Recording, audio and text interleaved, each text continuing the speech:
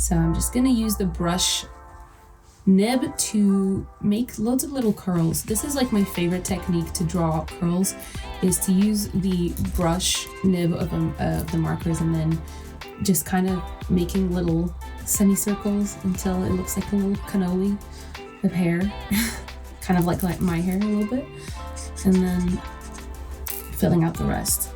The thing I love about using these markers to render out hair is that because they are brush pens and it's quite a flexible nib, the EverBlends have a really flexible one, so it allows you to actually do really fine strokes with them as well as filling out really, large areas. It's all about how much pressure you apply on the pen.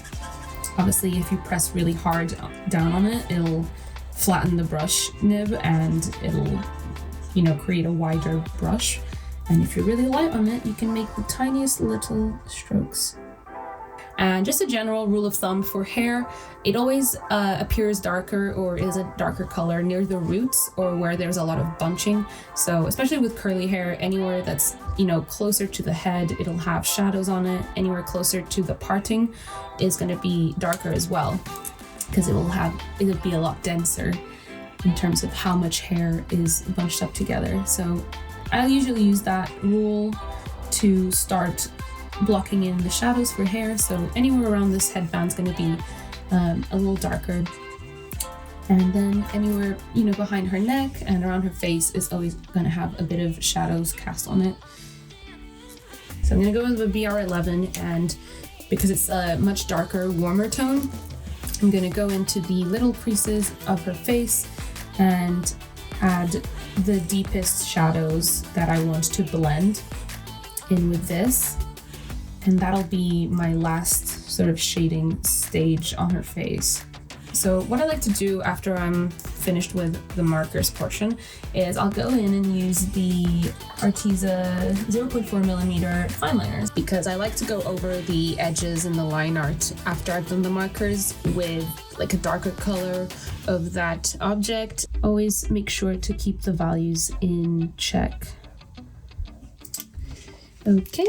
And finally, I'm just gonna go in with my pencils and add all those little textures that I love adding on top of markers. I like going in with pencil right at the end of the drawing to just go over some of the bits with cross-hatching and some line art and just kind of give it a more like crafty, sketchy feel, because I just love mixing textures. I think it's the coolest thing.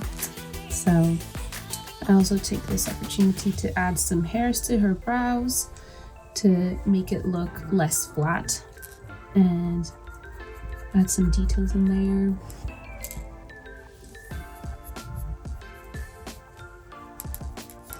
And I'll do the same with either like a dark red or a dark pink pencil to finally add the blushing. This step I literally can never miss out on because it just adds life back into the character that I'm drawing. So adding blushing around the nose, around the ears, the cheeks. If I'm drawing hands, I like to add a bit of blushing to the tips of the fingers as well, because it just adds a bit more life to the character and brings that warmth back at some point in the piece. And I like adding stars to little empty spots on the drawing just to kind of balance out the composition of it. And that's pretty much why. So yeah, that's it for this drawing. And yeah, as you can see, adding those little details with pencil, like a sharp pencil and some fine liners, really does bring the whole drawing together and makes it look really crisp and finished.